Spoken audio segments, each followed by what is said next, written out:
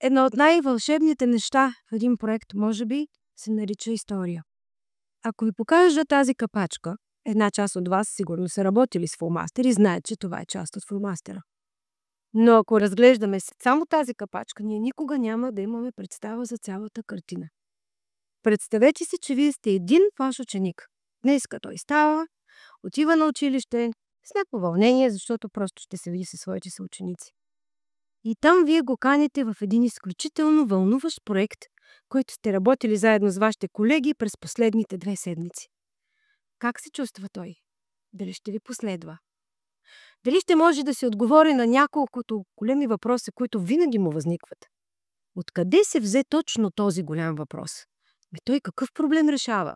Какво общо имам аз с него? Колко време ще ми отнеме? Нищо, че ми звучи интересно. Дали да се включа? Имам ли какво да правя? Кога ще свърши? А какво още трябва да правя?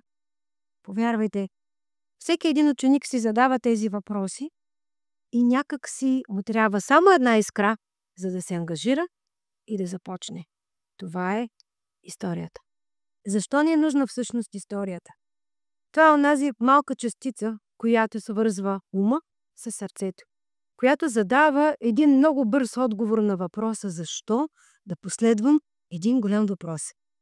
Историята е онова, което кара децата много бързо да си отговорят на въпроса какъв е проблема, той колко е важен за мен и аз какво съм готов да направя. Историята дава лекия път, по който ние всички вървим заедно. Тя дава смисъла на това какво я последвам.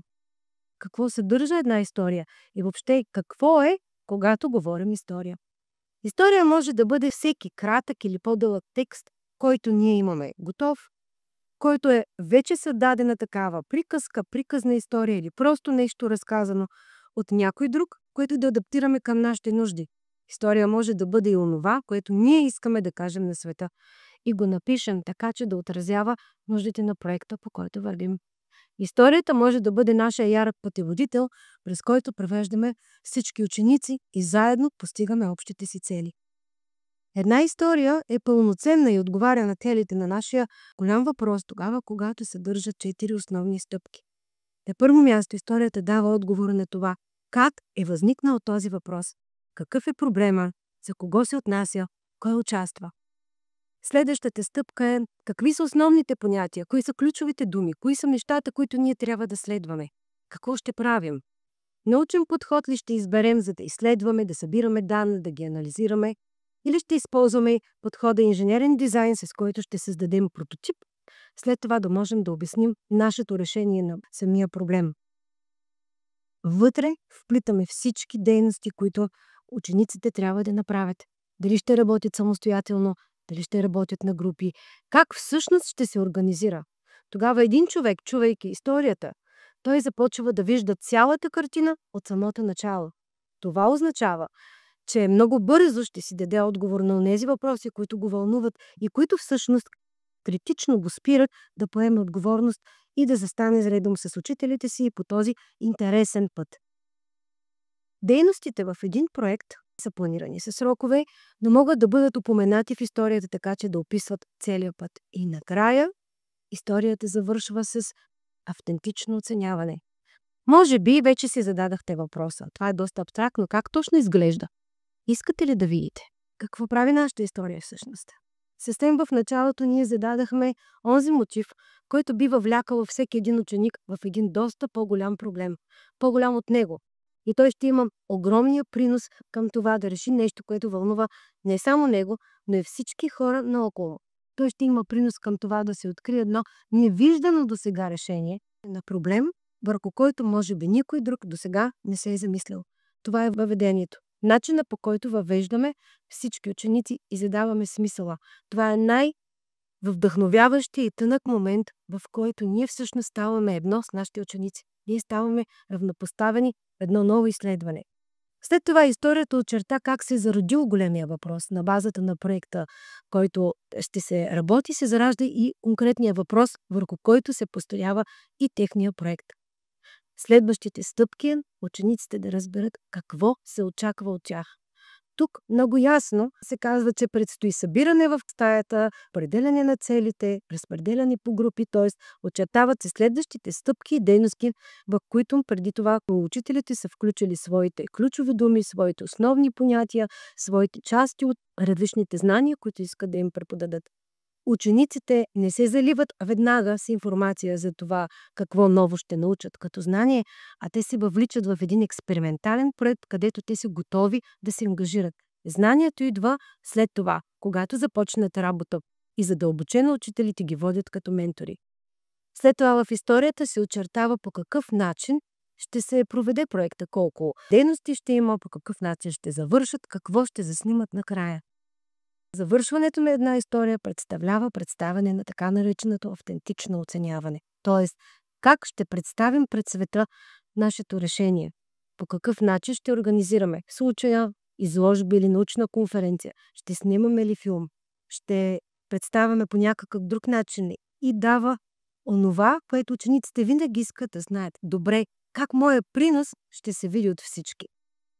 Дори да тръгнем да пишем наша история, дори да искаме ние да създадем текста. Следвайки тези 5 основни стъпки, въведение, очертаване на проблема, ключови думи и дейности, план на дейностите и автентично оценяване, ние всъщност правим един своеобразен пътеводител, който да води децата самостоятелно през проекта. Дори самата история, дори наратива в началото е нещо, което им дава глобалната картина и се явява един много бърз начин, по който те да могат да си представят какво очакват, как да се ангажират, с какво да помогнат и наистина да решат да участват заедно с нас. Опита ни показва, че историята вдъхновява всички да постигнат не само целите, но и да отидат отвъд. Те продължават да работят по тия неща, продължават да развиват проектите и да пишат следващите истории. И как звучи една история? Част от голям въпрос. В едно малко живописно градче, скрито сред зелени хълмове и лъкатуши щирики, имаше едно специално училище. Това не беше обикновено учебно заведение.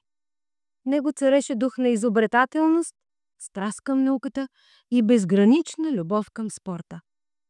Учениците тук не просто учеха от учебниците.